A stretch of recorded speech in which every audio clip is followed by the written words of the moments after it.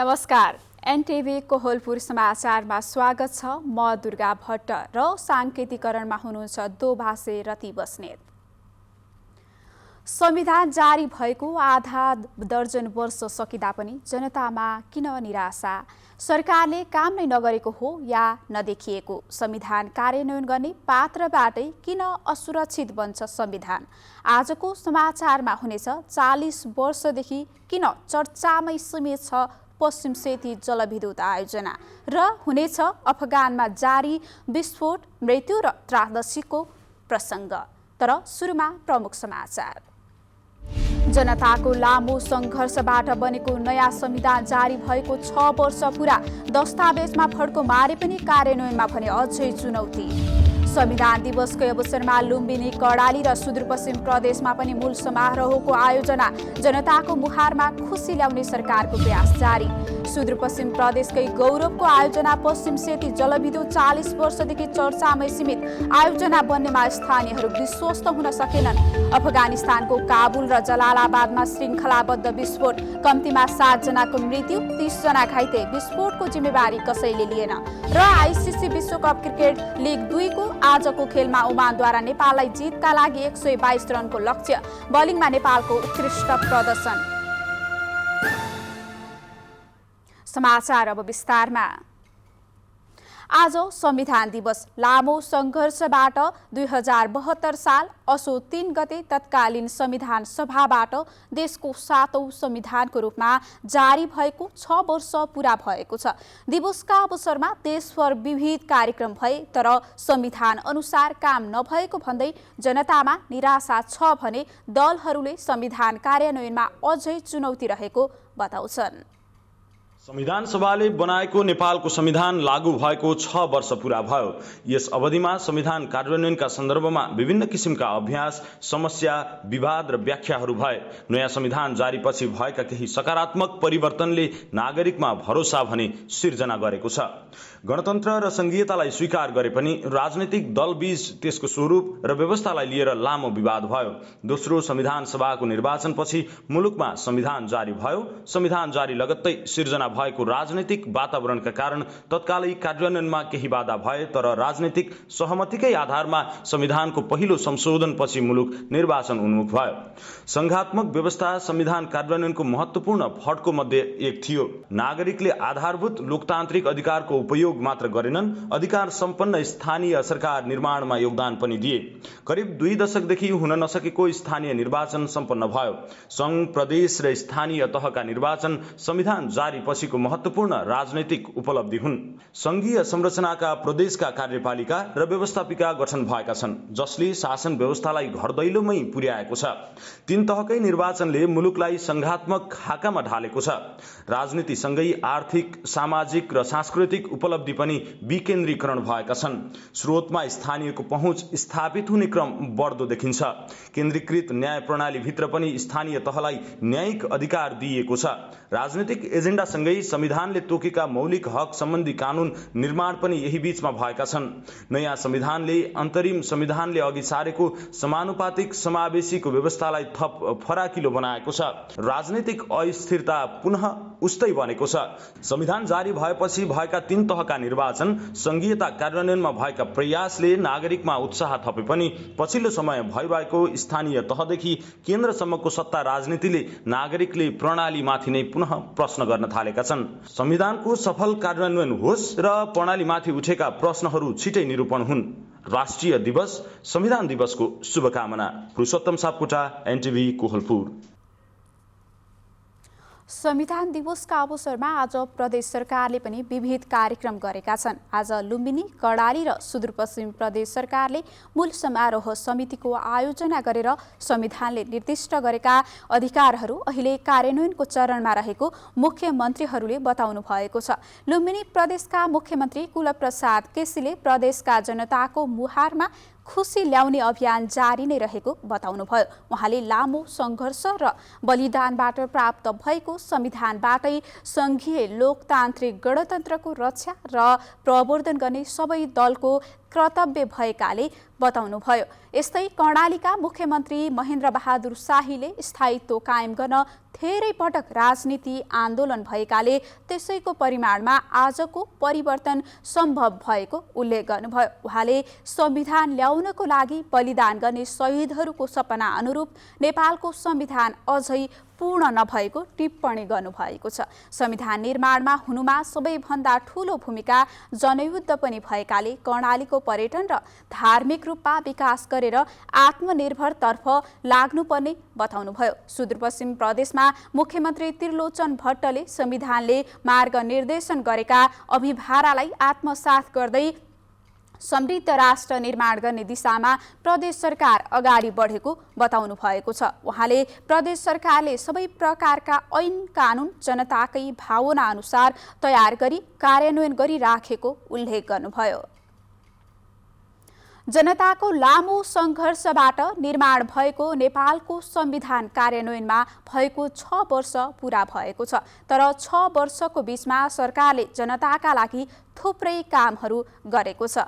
आज हामीले संविधान कार्यान्वयन कस्तो लागिरहेको छ भनेर रूपन्देहीका नागरिकलाई सोधेका छौँ। हेरौँ आजको आवाजमा।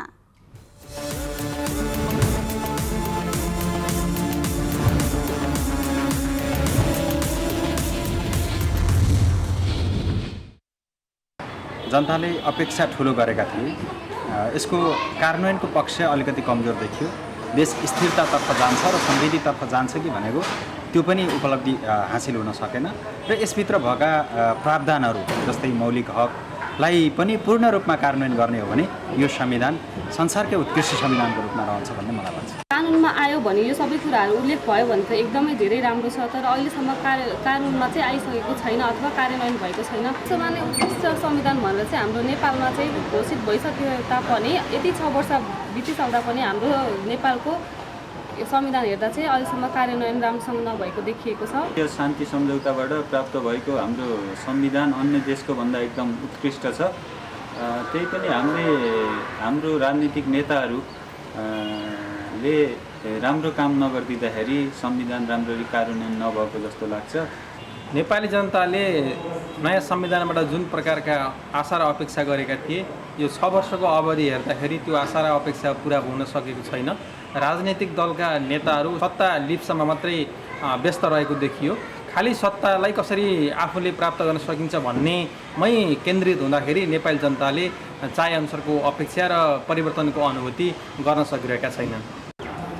यो आज संविधान दिवस भनेर नेपालभरि मनाइरहेको छ र यो संविधान जसरी चाहिँ निर्माण भयो त्यही अनुसार संविधान लागू हुन सकेन।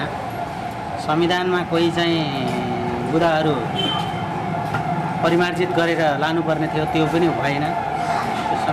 राजनीतिक कमी कमजोरी हो, राजनीतिक नेताहरूको चाहिँ चलखेल स्वार्थबाजी यो संविधान चाहिँ लागू हुन नसकेको कुरा मैले व्यक्त गर्दछु। यो संविधान बनेको आज चाहिँ नि 6 वर्ष बितिसक्यो। 6 वर्ष बित्दा पनि हाम्रो यस चाहिँ देशमा चाहिँ नि जुन तरिकाले यो संविधानलाई चाहिँ नि पालना गर्नुपर्ने थियो सबै नेतागणदेखि लिएर सबैले, हामी सम्पूर्ण नेपाली चाहिँ नि एकजुट भएर संविधानको पालना गर्नुपर्दछ।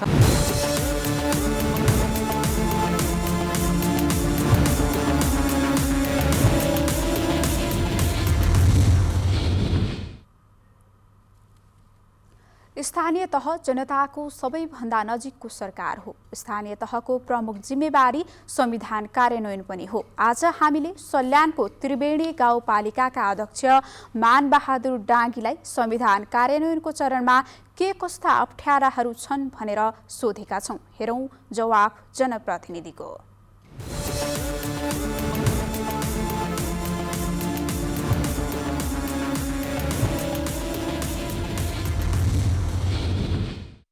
हामी संविधान कार्यान्वयनको चरणमा छौँ। यद्यपि अहिलेसम्म हामीले काम गर्ने अनुभव, हामी निर्वाचित भएर हामीले स्थानीय तहमा काम गर्दाखेरि धेरै संविधान कार्यान्वयन हुन बाँकी छ। धेरै कुराहरूमा हामी अझै अलमलमा छौँ। जस्तै उदाहरणको लागि सङ्घ, प्रदेश र स्थानीय तहलाई समन्वय गर्ने कानुन बनेन।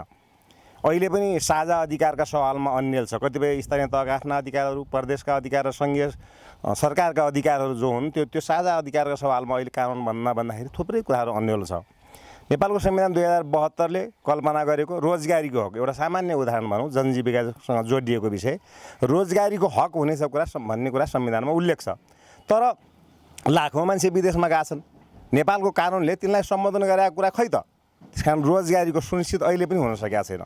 यस्ता थुप्रै कुराहरू धेरै कानुनमा, स्वास्थ्यमा मौलिक हक छ, स्वास्थ्यको मौलिक, शिक्षामा मौलिक हक छ। अहिले पनि विद्यालय बाहिर धेरै विद्यार्थीहरू छन्। अहिले पनि स्वास्थ्यको सबै सेवाहरू अहिले स्वास्थ्य संस्थाले प्रदान गरेको छैन। अहिले कोभिडको यत्रो चरण देखियो, यत्रो ठुलो मानवमा यत्रो ठुलो तहल्का भयो, यति धेरै मान्छेहरूमा आहत भयो। त्यसैले अहिले हामी संविधानको कानुनको चरणमा जाँदा एउटा निराशा उत्पन्न भएको छ। थुप्रै कानुनहरू छैनन्। अहिले यहाँलाई थाहा छ, अवगत छ, स्थानीय सरकार सिंहदरबारको अधिकार गाउँमा आउने भनेर भनियो, तर सिंहदरबारको अधिकार सिंहदरबारमै रह्यो, यहाँ आएन। अहिले पनि स्थानीय तहमा कर्मचारीहरूको अभाव छ।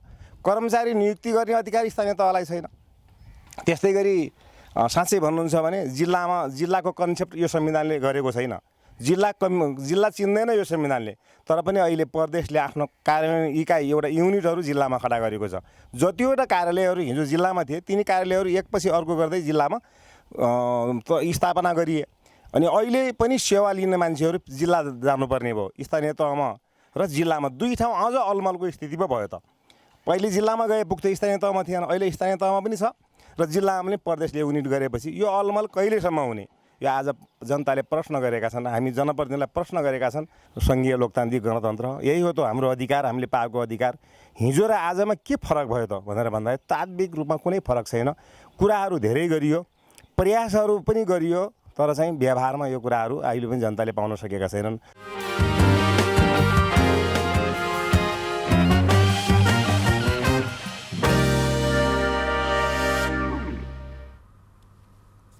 दाङमा बलात्कारको उजुरी दिन्छु भनेर धम्की दिई एक पुरुषसँग 50 लाख रुपैयाँ माग गरेको आरोपमा 3 महिला पक्राउ परेका छन्। प्रहरीले घोराई उपमहानगरपालिका 15 की 32 वर्षकी सीतादेवी थापा, 35 वर्षकी खुमा ओली र 32 वर्षकी सुषमा परियारलाई पक्राउ गरेको छ। गत शुक्रबार पक्राउ परेका उनीहरू विरुद्ध आपराधिक लाभ सम्बन्धी अपराधमा अनुसन्धान सुरु गरेको दाङका प्रहरी प्रवक्ता प्रहरी नायब उपरीक्षक मुकुन्द रिजालले जानकारी दिनुभयो। उनीहरूले आफ्नो घरको घरायसी विषयको मुद्दाका विषयमा सल्लाह चाहियो भन्दै रेस्टुरेन्टमा बोलाएका पीडित एक पुरुषबाट 1 लाख रुपैयाँ र 17 लाख रुपैयाँको चेक लिएका थिए। पीडित पुरुषको परिचय भने प्रहरीले गोप्य राखेको छ।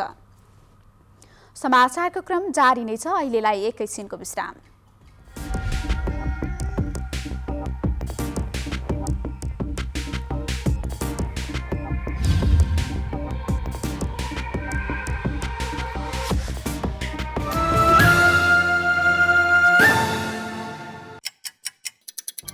हर घडी हर प्रहर,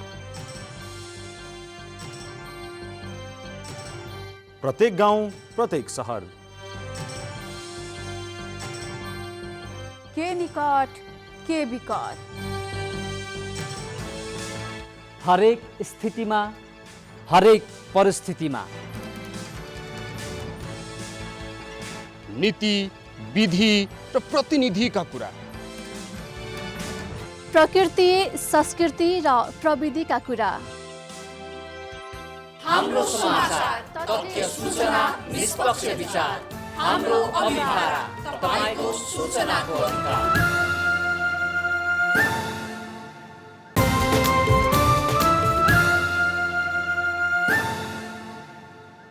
विश्रामपछि समाचारमा पुनः स्वागत छ। अब बाँकी समाचार। नेपालमा आज 734 जनामा कोरोना भाइरस संक्रमण पुष्टि भएको छ। स्वास्थ्य तथा जनसङ्ख्या मन्त्रालयले सोही अवधिमा झण्डै दोब्बर संख्यामा संक्रमण मुक्त भएको जनाएको छ। मन्त्रालयका अनुसार 1413 जना संक्रमण मुक्त भएका हुन्। यससँगै देशभर कोरोना संक्रमितको कुल संख्या PCR विधिबाट भएको परीक्षणमा 7,84,566 जना र एन्टिजेन विधिबाट भएको परीक्षणमा 88,986 जना पुगेको छ। संक्रमित मध्ये 7,49,313 जना संक्रमण मुक्त भएका छन्। संक्रमणबाट आज 12 जनाको मृत्यु भएको छ। यो सँगै मृतकको कुल संख्या 11,040 पुगेको छ। गुल्मीको मालिका गाउँपालिका 7 खामिर सिलादीमा वन नर्सरी स्थापना भएको छ। जिल्ला वन कार्यालयले स्थापना गरेको नर्सरीबाट एकातर्फ बिरुवा उत्पादन भएको छ भने अर्कोतर्फ रोजगारी पनि सिर्जना भएको छ।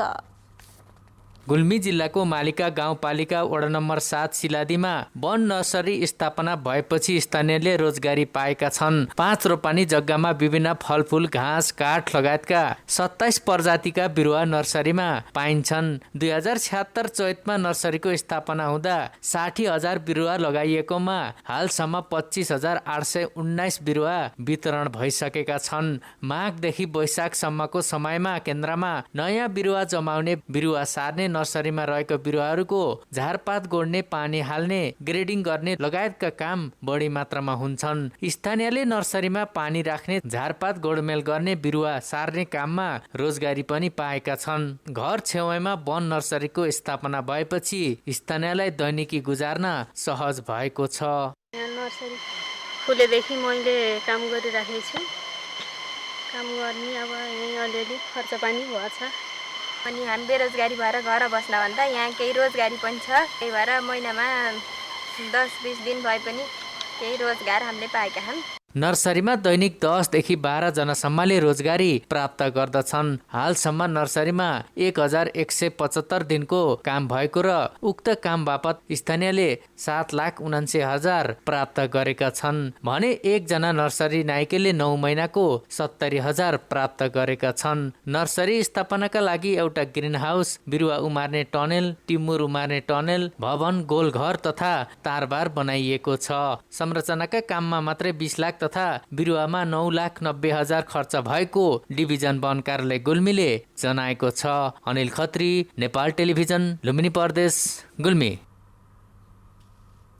दाङको पूर्वी भाग देउखुरीमा धान पाक्न थालिसकेको छ। यसपालि पानी राम्रो परेकाले धान उत्पादन बढ्ने आशा किसानले गरेका छन्। तर धान भित्राउने बेलामा झरी लाग्यो भने उत्पादन भएको धान खेतमै सड्ने हो कि भन्ने चिन्ता पनि छ। राप्ती गाउँपालिका वडा नम्बर 5 कालापानी निवासी दीपक बुढामगरको खेतमा धान पाक्न थालिसकेको छ। उन्नत जातको हाइब्रिड धानको खेती गर्नुभएका बुढामगरलाई धान भित्राउने बेला पानीले सताउने हो कि भन्ने चिन्ता छ। यसपालि प्रशस्त पानी पर्यो भने घाम पनि उत्तिकै लाग्यो, जसले गर्दा धान खेती सप्रिएको हो। धान बाली भित्राउने बेला पानी नपर्यो हुन्थ्यो भन्ने लागेको कृषक दीपक बुढामगरले बताउनुभयो। एकदमै वर्षा धेरै गर्यो, घाम पानी पनि गर्यो। वर्षात मात्रै गरेर नै हुँदैन, खेतीपातीलाई घामको पनि आवश्यकता पर्छ। तर राम्रो उत्पादन त देखिएको छ, तर राम्रोसँग स्याहार्न पाउने हो कि होइन भन्ने चिन्ताजनक पनि छ फेरि यसमा। किनभने अब यो देउखरीको ठाउँ भनेको धेरै सम्मो ठाउँ अनि कुलो लाग्ने ठाउँ हो, कतै मात्रै हो उड्का हुने, नत्र अब यो पानी पर्यो भने काटेपछि धानहरू खराब हुने डर पनि छ फेरि। कृषि ज्ञान केन्द्र दाङको तथ्याङ्क अनुसार दाङ जिल्लाको कुल क्षेत्रफल 29,05,500 हेक्टर रहेकोमा खेतीयोग्य जमिन 69,950 हेक्टर रहेको छ। कृषि ज्ञान केन्द्रले यस वर्ष दाङमा धान उत्पादनमा वृद्धि हुने अनुमान गरेको छ। दाङमा धान खेती हुने कुल जमिन 65,980 हेक्टर रहेको छ। दाङमा 12 महिना सिँचाइ हुने क्षेत्र 19,651 हेक्टर रहेको कृषि ज्ञान केन्द्रले जनाएको छ। मौसमी सिँचाइ हुने क्षेत्र 3,09,211 हेक्टर रहेको छ। यसैगरी दाङका कृषकले पछिल्लो समय स्थानीय रैथाने जातको धान रोप्न छोडेर उन्नत जातका धान रोप्न थालेका छन्। अधिकांश किसानले खेतमा पुरानै रैथाने सानो जिरा, बिन्देश्वरी, तिल्की, मार्सी, सिमठारो, मन्सुली लगायतका धान रोप्ने गर्दथे। तर अचेल उत्पादन बढाउन रैथाने जातको धान छोडेर हाइब्रिड जातको धान रोप्न थालिएको छ। दशरथ घिमिरे, नेपाल टेलिभिजन, लुम्बिनी प्रदेश, दाङ। डोटीको तलारा र बैतडीको ढुङ्गाड क्षेत्रमा निर्माण हुने भनिएको पश्चिम सेती परियोजना निर्माण सम्बन्धी अध्ययन गर्न गठित सरकारी टोलीले अनुगमन गरेको छ। 750 मेगावाट क्षमताको परियोजना लामो समयदेखि सुरु हुन सकेको छैन। डोटीको तलारा र बैतडीको ढुङ्गा क्षेत्रमा निर्माण हुने भनिएको 750 मेगावाट क्षमताको पश्चिम सेती परियोजना निर्माण सम्बन्धी अध्ययन गर्न 3 सदस्यीय सरकारी टोलीले उक्त क्षेत्रमा अनुगमन गरेको छ। 2038 सालदेखि चर्चामा रहेको पश्चिम सेती परियोजना अध्ययन गर्न सरकारी उच्च स्तरीय टोली डोटीको दिपाली हुँदै परियोजना निर्माण स्थल ढुङ्गा पुगेको हो। टोलीले पश्चिम सेती परियोजनाको विद्युत घेर निर्माण गर्ने जिल्लाको शिखर नगरपालिका तलकोट क्षेत्रको अनुगमन पनि गरेको छ। पश्चिम प्रदेशकै गौरवको योजना मानिएको पश्चिम सेती जलविद्युत आयोजना विगत 40 वर्षदेखि चर्चामा सीमित रहेको भन्दै यो योजना बन्नेमा आफूहरू विश्वस्त नरहेको स्थानीयहरूको गुनासो रहेको छ। निर्माण स्थलका बासिन्दाले दशकौं पहिलादेखि परियोजना निर्माण हुने सपना सजाएका भए पनि निर्माण नहुँदा आशा निराशामा परिणत हुने गरेको र अब यो योजना छिट्टै सुरु गर्न पर्ने माग स्थानीयहरूले राखेका छन्। जलाशययुक्त उक्त पश्चिम सेती परियोजना स्वदेशी लगानी तथा अन्य स्रोतबाट निर्माण गर्ने तयारी भइरहेको र उक्त योजना सम्पन्न गर्न सम्भावित अध्ययनका लागि आफूहरू परियोजना स्थलमा आएको लगानी बोर्डका प्रमुख सुशील भट्टले बताउनुभयो। लगानी बोर्डको 47औं बैठकले कार्यदर्शी दिएको थियो। एउटा आर्थिक, सामाजिक, वातावरणीय लगायत प्राविधिक पक्ष हेरी परियोजनाको ढाँचा, विकासको ढाँचा, लगानीको ढाँचा र संयुक्त रूपमा पश्चिम सेती र सेती रिभर 6 SR6 परियोजनालाई संयुक्त रूपमा बनाउन सकिन्छ कि छुट्टा छुट्टै बनाउने। राष्ट्रिय योजना आयोगका उपाध्यक्ष विश्वनाथ पौडेलले पश्चिम सेती परियोजनालाई सरकारले विशेष चासोको रूपमा लिएको र उक्त कार्य सुरु हुनेमा आफूहरू विश्वस्त रहेको बताउँदै वर्षौंदेखि बन्न नसकेको योजना अहिले कसरी बनाउन सकिन्छ, देश र स्थानीयलाई कसरी फाइदा हुन सक्छ भनेर अध्ययन गर्न आफूहरू सो क्षेत्रमा आएको बताउनुभयो। योजना लागू हुने स्थान तथा बाँध बाँधिने ठाउँमा भवन निर्माणदेखि अन्य केही काम भएको 3 दशकदेखि चर्चाको विषय बन्दै गइरहेको सो परियोजना स्थलको पटक पटक भौगर्भिक अध्ययन भए पनि सार्थक रूपमा काम हुन नसक्दा यस क्षेत्रका बासिन्दा परियोजना बन्नेमा भने विश्वस्त छैनन्। यदि यो परियोजनाले गति लिएको खण्डमा रोजगारीको बाटो खुल्नुका साथै देशको आर्थिक समृद्धिमा टेवा पुग्ने जानकारहरूले बताएका छन्। नेपाल टेलिभिजन समाचारका लागि सुभाष नेपाली, सुदूरपश्चिम प्रदेश, डोटी।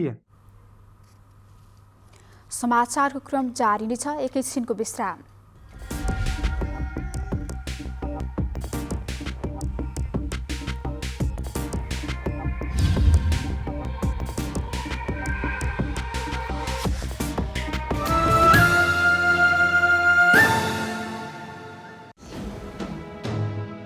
समावेशी आवाज, समावेशी चरित्र, बेग्लै अस्तित्व, पहिचान सर्वत्र। दृश्यहरूको भीडमा तपाईको दृश्य, कला, संस्कृति र प्रकृतिको शब्दचित्र। अनुहारहरूको भीडमा तपाईकै अनुहार, अनेक नेपालीको एक अनुहार। एनटिभी कोहलपुर।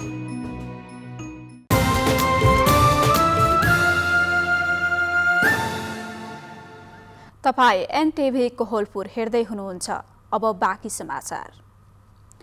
पहिलो पटक पुनर्निर्माण सुरु भएको 17 वर्षपछि सुर्खेतको काक्रे बिहारको पुनर्निर्माण सकिएको छ। काक्रे बिहारको पुनर्निर्माण 2061 देखि थालिएको थियो, तर कामले पूर्णता नपाएपछि दोस्रो पटक 2072 देखि फेरि पुनर्निर्माणको काम सुरु गरिएको थियो। पुरातत्व विभागले 2057 फागुन 11 गतेदेखि काक्रे बिहारको भग्नावशेष उत्खननको काम सुरु गरेको थियो। विभागले काम सम्पन्न नभएपछि 2072 देखि 2077 असारसम्म 4 पटक कम्पनीको म्याद थप गरिएको जनाएको छ। निर्माण कम्पनीले लापरवाही नगरेको भए पहिलो 3 वर्षमै काम सम्पन्न हुने उहाँको दाबी छ।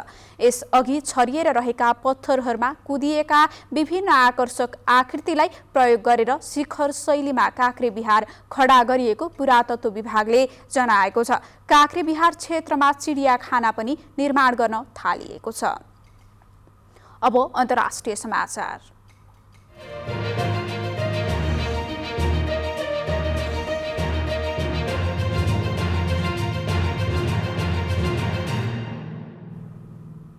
अफगानिस्तानको पूर्वी सहर जलालाबादमा विस्फोट हुँदा कम्तीमा 7 जना मारिएका छन् भने 30 जना घाइते भएका छन्। राजधानी काबुलमा भएको विस्फोटमा 2 जना घाइते भएका छन्। जलालाबाद र काबुलमा भएको विस्फोटको तालिबानले अनुसन्धान गरिरहेको जनाएको छ। जलालाबाद नागनहार प्रान्तको राजधानी हो, त्यहाँ कम्तीमा 4 स्थान विस्फोट भएको छ। यद्यपि अहिलेसम्म विस्फोटको जिम्मेवारी कसैले पनि लिएको छैन।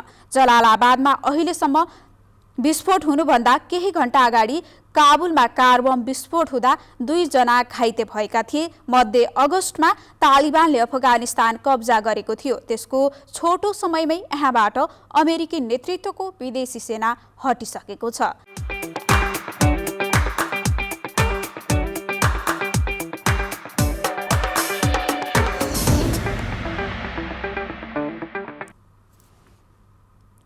नेपाली बजारमा आज पनि सुनको मूल्य स्थिर रहेको छ। कारोबार हुने अन्तिम दिन शुक्रबार प्रतितोला 89,100 रुपैयाँमा कारोबार भएको छापावाल सुन आज पनि सोही मूल्य 89,100 रुपैयाँ कायम भएको छ।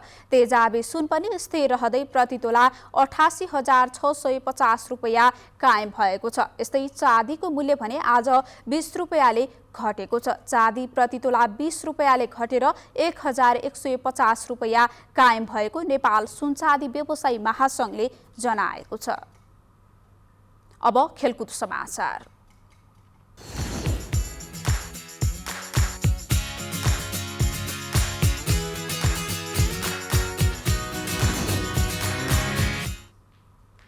आईसीसी विश्वकप क्रिकेट लिग 2 अन्तर्गतको त्रिदेशीय एक दिवसीय श्रृङ्खलाको चौथो खेलमा ओमानले नेपाललाई जितका लागि 122 रनको लक्ष्य दिएको छ। ओमानको अल अमिरात मैदानमा नेपालले टस जितेर बलिङ रोजेपछि ब्याटिङमा उत्रिएको ओमानले 37.1 ओभरमै अल आउट हुँदै 121 रन बनायो। नेपालका खेलाडी बलिङमा उत्कृष्ट प्रदर्शन गरे। नेपालका करण केसी र सन्दीप लामिछानेले समान 4-4 विकेट लिए। नेपाल लक्ष्य पछ्याउँदै ब्याटिङ गर्न मैदानमा उत्रनेछ। यसअघि मंगलबार भएको खेलमा नेपाल ओमानसँग 5 विकेटले पराजित भएको थियो। लिग 2 अन्तर्गत सन् 2020 को फेब्रुअरीमा घरेलु मैदानमा भएको 2 खेलमा पनि ओमानले नेपाललाई हराएको थियो। लिग 2 मा शीर्ष हुने 3 देशले सन् 2023 को जुलाईमा जिम्बाब्वेमा हुने विश्वकप छनौटमा स्थान बनाउनेछन्।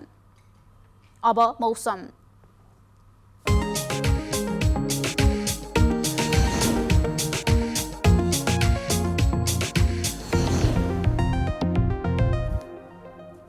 आज देशभर आंशिकदेखि सामान्य बदली रही केही स्थानमा हल्कादेखि मध्यम वर्षा भयो। आज राति प्रदेश नम्बर 1 बागमती प्रदेश र गण्डकी प्रदेशका केही स्थानमा मेघगर्जन चट्याङ सहित हल्कादेखि मध्यम वर्षाको सम्भावना रहेको छ। अब मौसम सम्बन्धी थप विवरण।